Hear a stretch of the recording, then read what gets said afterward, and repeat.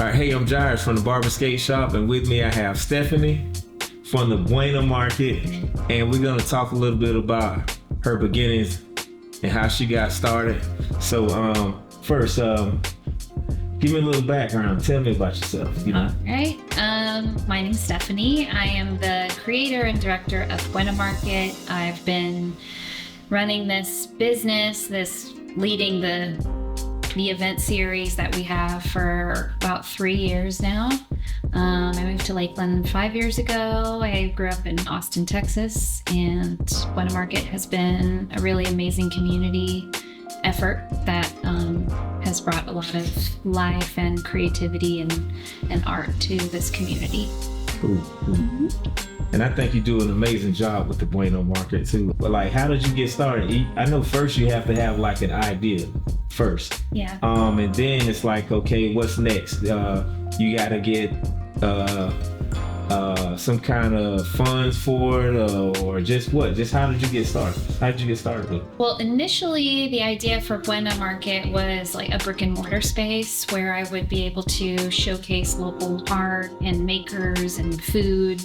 But as time went on and it kind of became more difficult to find that space, I thought more about what the real meaning behind it was and the purpose, which was, you know, just to support local makers in our community and kind of be able to showcase the talent that is here. And so I have, you know, growing up in Austin or being from Austin, they have all kinds of creative events. There are markets. There's one in particular called Frida Friday that I was really inspired by. Can you say that again? Frida Friday. Frida Friday? Yeah, like Frida Kahlo. So it was a market that was only for the most part, women of color or people from the LGBTQ community. And so it was really specific in what they were trying to create. And it was a really beautiful community space. I always enjoyed it.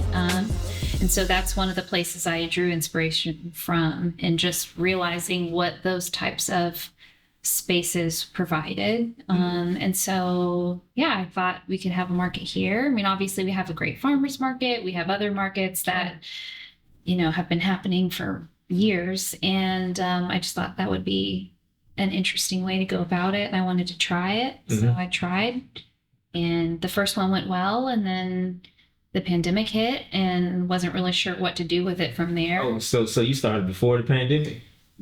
Just a couple months before. My first event was February 2020. Okay. My very first market ever. And I wasn't sure if I would ever do it again because that was really difficult and stressful. Mm-hmm. And then we decided to try again on my front porch. On your porch? Yeah, in That's July, cool. The following July. Yeah. So where did you come up with the name? Buena, well, I definitely wanted to kind of like pay tribute to some family. So it's sort of a mash of pet names that I have for my grandmothers, my late grandmothers on both sides. Because Buena means good, right? Buena means good. Good. So I think it was a fun market. Play on words, but it also like pays tribute to my grandmothers, okay, which are very inspiring for me. Nice. Yeah. Nice. Mm-hmm. All right. So you came up with the Buena Market. Yeah. All right. And you did it at home. Yes. So when you did it at home, it was like was it like a yard sale or what? Like it was, we just called it a little pop-up, porch pop-up is what we called it. Yeah. Yeah. We had 3-4 vendors. And we had to, you know, I wanted to keep it small and manageable because of course COVID was still like mm-hmm. very much happening. So we did it outside, and I asked people to show up if they were going to show up, you know, to respect space for each other and wear masks and do, you know, just see if we could do this safely and comfortably. And we had a coffee vendor. We had somebody selling plants. We had some vegan donuts from Winter Haven. And it was great. It was a lot of fun. I had friends show up, people from the neighborhood. I wrote like little invitations to all my neighbors and said, I'm doing something on my porch this weekend. Don't be alarmed. It's no big deal. Like, feel free to come by. And so it's just like a little neighborhood thing. Do some of them still participate? Mm-hmm. Cool. So that was actually a start for them as well, right? Yeah. Some of them? Yeah. Well, I mean, part of why I picked it back up when I did, is because I had a lot of friends that are makers and artists that were honestly kind of struggling at that time because everything was shut down from COVID. And so there weren't those regular opportunities to be out and selling their items or, even just continuing to find ways to support themselves financially. So, right. Okay. Yeah. Nice. And back to this name, because I really like the name Buena Market, because it's like you say, it's the good market. It's the good market. The fun, cool, creative. Good people, good space. I think that's a good name for branding as well. Oh, thank you. All right. So, and it's catchy. Yeah. So is branding a big role in your market? Like as far as your branding, like how do you go about like branding? Because I think your team, I think you have an awesome team. I do. And when I think about the Buena Market, the good market, and it's good all the way around to me. As far as it's good people, you have a good team, you have good help. And they help you with your brand as far as you being able to delegate these different tasks for your crew. So can you tell them about like your branding for it? Sure. I mean, I really didn't know anything about branding when I got started. I knew it was important, obviously. But it was just natural for you. Well, I think for me, it was more about setting the tone for the brand. Okay. I didn't necessarily know how to take it from what it actually was to how do we show this to people. And that is where my team kind of came together. So we talked earlier about meeting Ernie with We're Lost Boys, who's behind the camera right now. Ernie. And I've had a couple of other really amazing people. I mean, we've changed, like our branding has changed over the years. I think it was like maybe a year and a half ago, I had a rebranding. And that was done by a local graphic designer named John Sierra. And And that's funny you say rebranding, because I did some rebranding myself. And I think when we met, I told you about I rebranded from Second to None Barbershop to Second to None Barbershop and Skate Supply to the Barber Skate Shop. Yeah. And those were times that I rebranded for myself to bring all my ideas out at once. And to keep it fresh. Yeah. And I believe in competing within myself versus competing against like other businesses and stuff like that. Yeah. We do the same. So it's enough for everybody, but I just like I like to compete within myself. I want to be a better me. Yeah. So that really conveys the message like very clearly of what you offer. So that's smart. Yep. Yeah. And you said John. Yeah, John is real good. Yeah, he's great. Yeah, and I really wanted it to kind of encompass what I felt like we were offering. So I wanted it to feel bold and interesting and kind of have like a cultural like side to it. And it was hard for me to understand how do we make that into a brand. And of course, like the logo and the design is just one part of branding. For me, I think the visual media has been a huge part of our branding. Your visual media with like with Ernie. Yes. Ernie, you want to say what's up? Ernie, come on, get from behind the camera and say what's up, man. He's so modest, and so cool. He's not used to being in front. And that's my boy Ernie from We Lost Boys. Yeah. So cameraman. I do think, I mean, the photos and the video that were captured started, that Ernie and Cole, and I mean his team, he's got lots of people that he's, trained and mentored, and also that have just come in and showed out their skills. Being able to showcase what we were doing at the event and putting that on social media and putting that out online, I think we're a huge part of our branding. There's no way we could have really communicated with people that weren't already attending our events what you can expect from a Buena Market if we didn't have that visual media aspect of it. It's been huge. And I'm fortunate enough that now we neighbors. Yeah. We neighbors, Ernie. Yeah. It's a good collective we got here. And with the branding, and that is important, because I've learned that pictures are good, but it's kind of like it's a thing of the past, because you have videos, you can express more. And videos are good. I'm trying to learn how to do the video and stuff myself. I've been messing around a little bit on CapCut, trying to do some stuff on that. But yeah, I do have fun. Like I'm not doing our content right now. We have an awesome content team.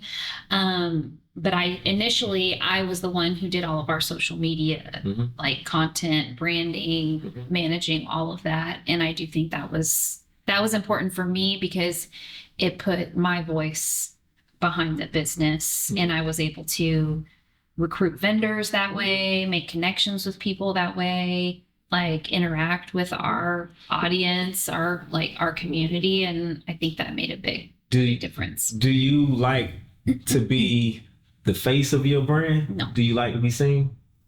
No. I'm with you on that. It took me a long time to even put my face on our social media at all. I was just kind of like this, if you came to the event, you knew me. I was of course I was present. I didn't have the team that I have now. So it was me and, a couple other people, but it took me a long time to put myself out there and feel comfortable enough to put myself on display in that setting. It's really overwhelming. It's a lot of work. Yeah. And I'm like that myself. Someone told me the other day, matter of fact, Eli told me to sometimes you have to put a face with that brand. You have to own it. Yeah. And it's like when you do something, you really don't know it's you, but you don't want to say, oh, this is my project, or I'm doing this and I'm doing that. You just do it. Yeah. And your work will speak for itself. Yeah. And when you have a team, and when you single yourself out, to me, I don't want to single myself out because it's not just me. Yeah. And I'd rather push the brand, and we're all under that brand. You get what I'm saying? We're all under that name. Yeah. Well, I do, and I that's real for me. I think anytime somebody is like, I love what you've done with Buena Market, I have to say, it's not me. It's all these other people. It's every person that has supported the events. It's every vendor that has attended, and it's every person that has worked with us, and anyone, any business owner that's helped support our journey. When I first got started, it was a lot of trading and collecting, crowdsourcing resources, supplies. Steph, okay, this is something that someone wanted to ask. This is a question, and it's if you don't have a skill or a service to provide, how could you start off? Like for me, being that I'm a barber and I started out cutting hair, I actually found a pair of clippers in my house. It was my brother's clippers. I have to tell you that story. It's kind of funny on how I started cutting hair. But I started cutting hair with those clippers, and that's how I saved money to get me where I need to get to go to buy another pair of clippers, and I just kept cutting. Yeah. So with yours, it's a little different.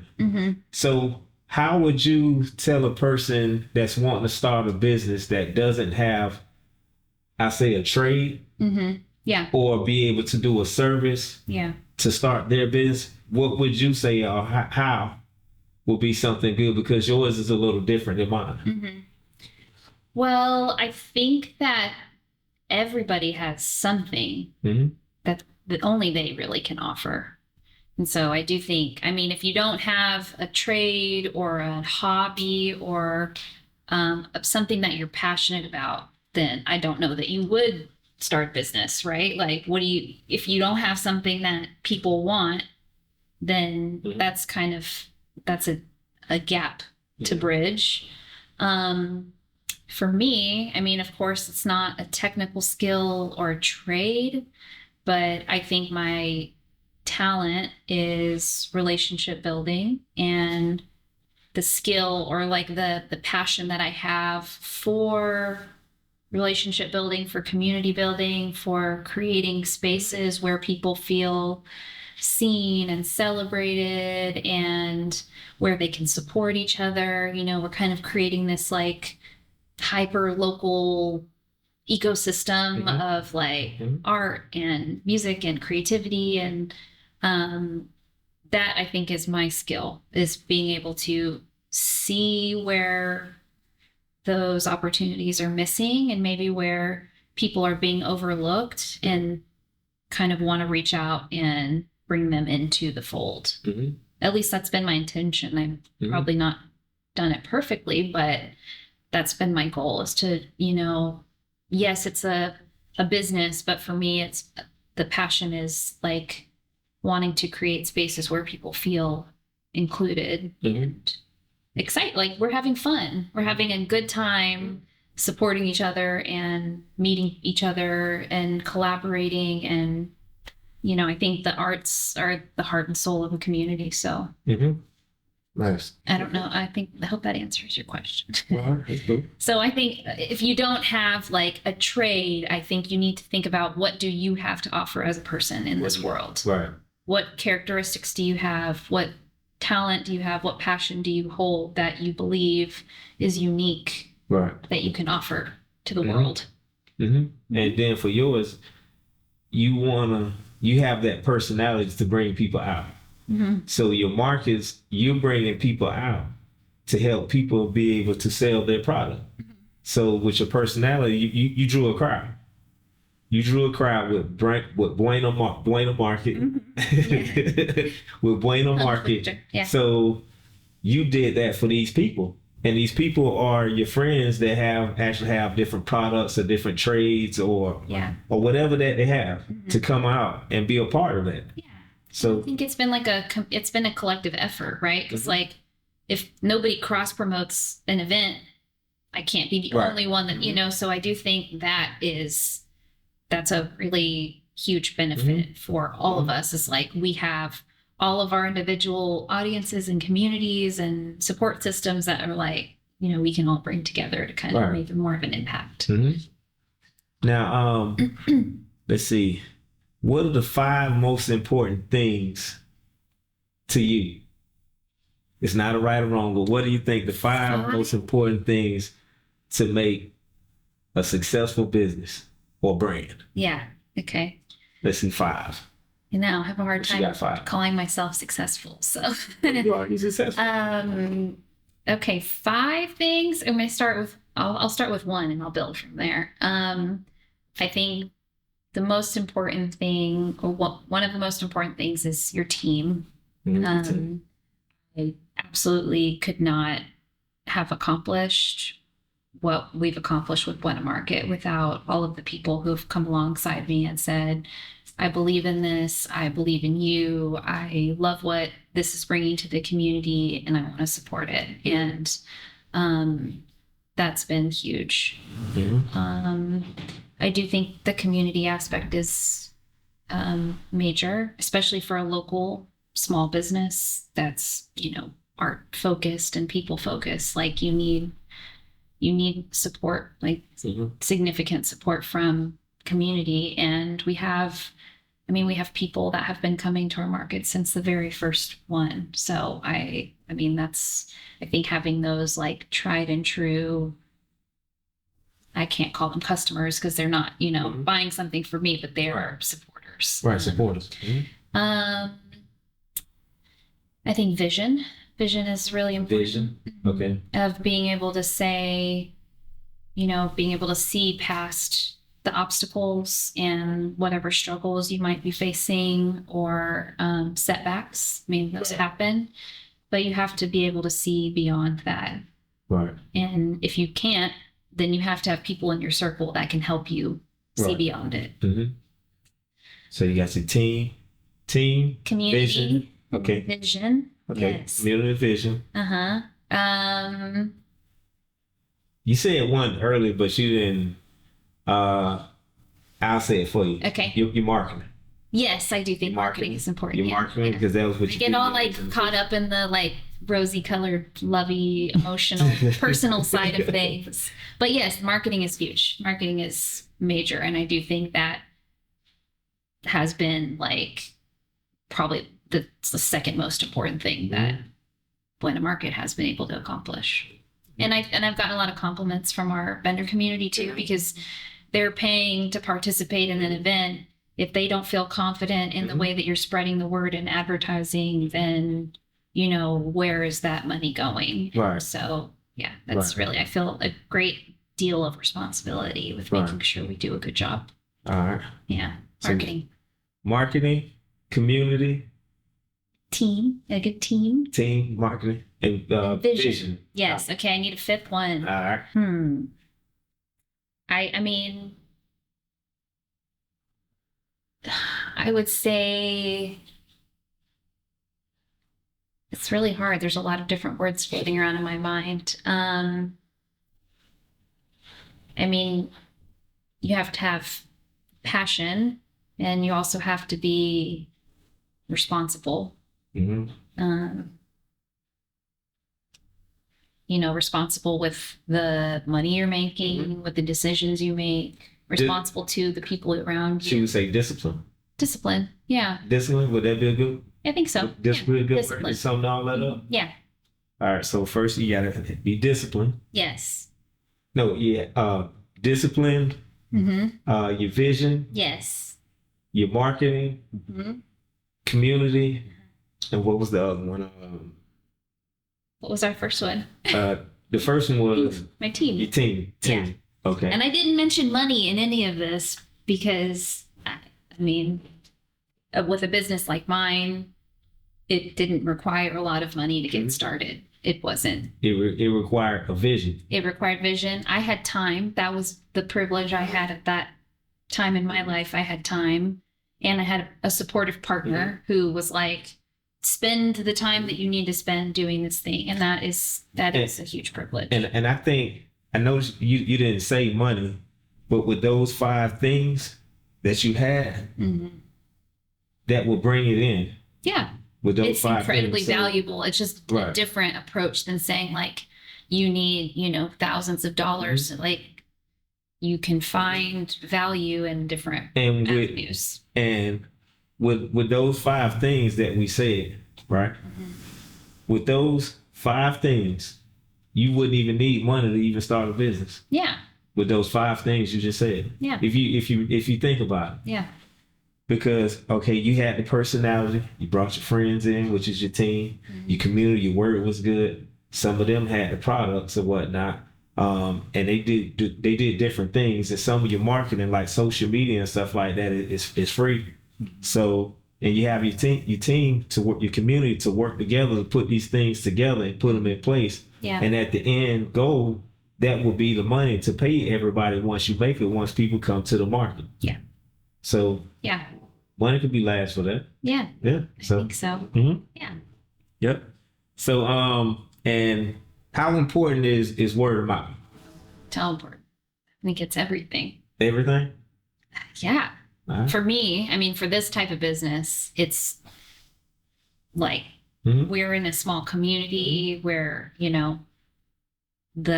everybody talks to each other. And I think like there's no better referral than somebody saying like, right, I did this thing. I loved it. You trust me. So you believe that I love this thing. And now you want to participate. And that's given an approval.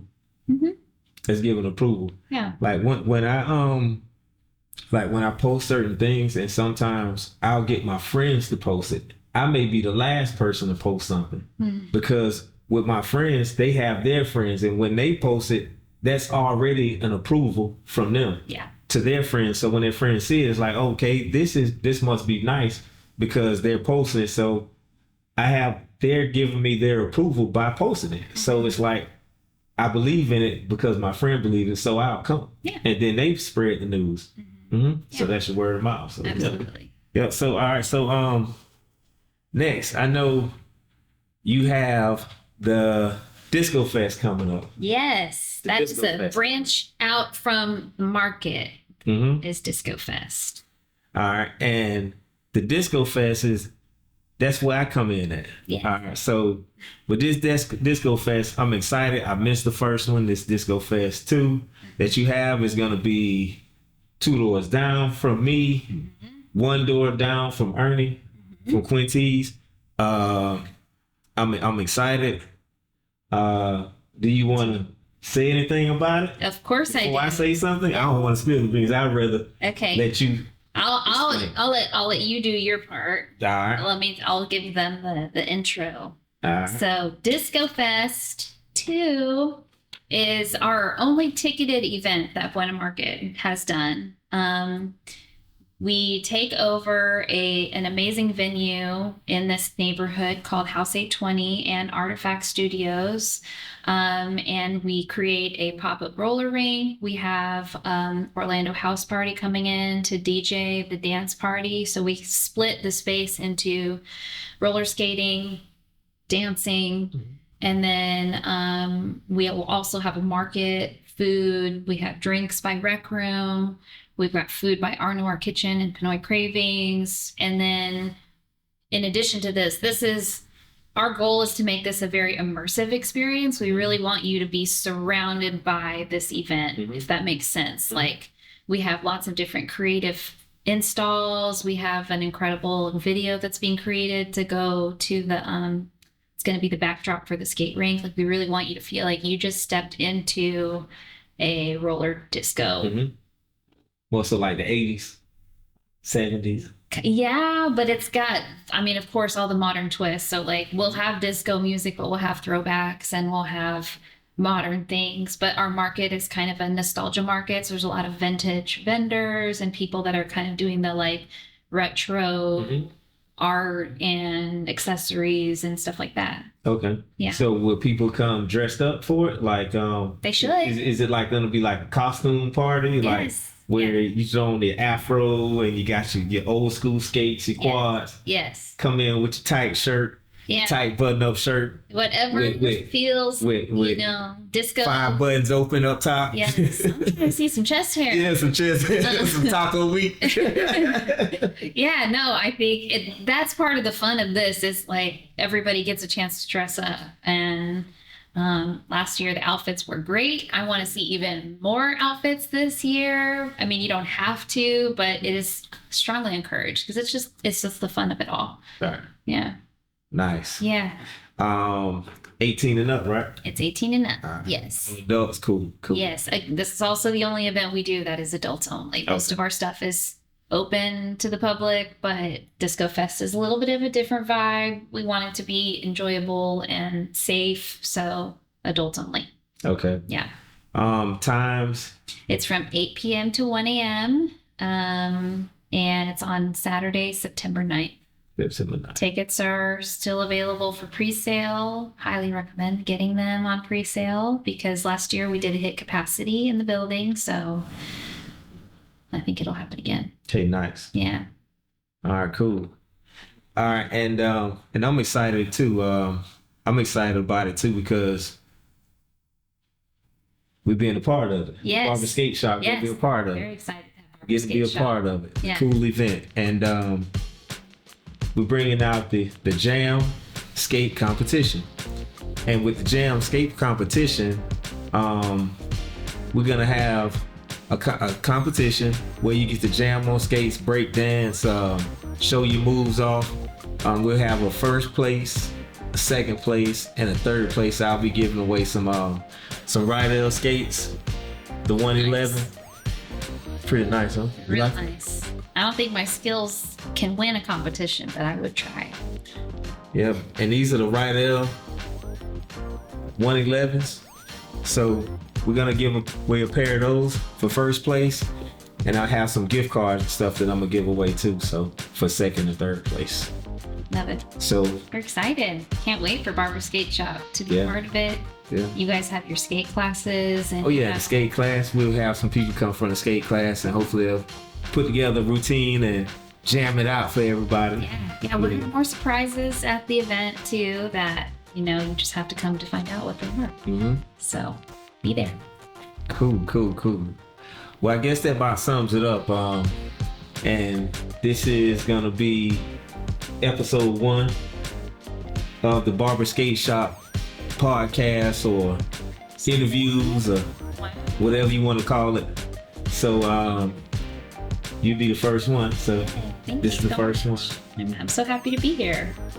I'm glad you're here. Yeah, me too. And so that's it. So September 9th, the Disco Fest 2 Jam Skate Competition.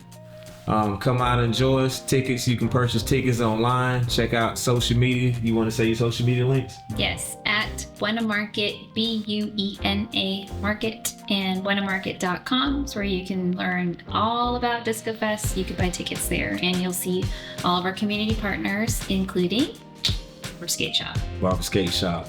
So you can follow me at Barber Skate Shop, TikTok, Instagram, Facebook, and YouTube is Barber Skate Shop Official. So check us out. Like us, follow us, subscribe us. Y'all know what to do. All right. Peace.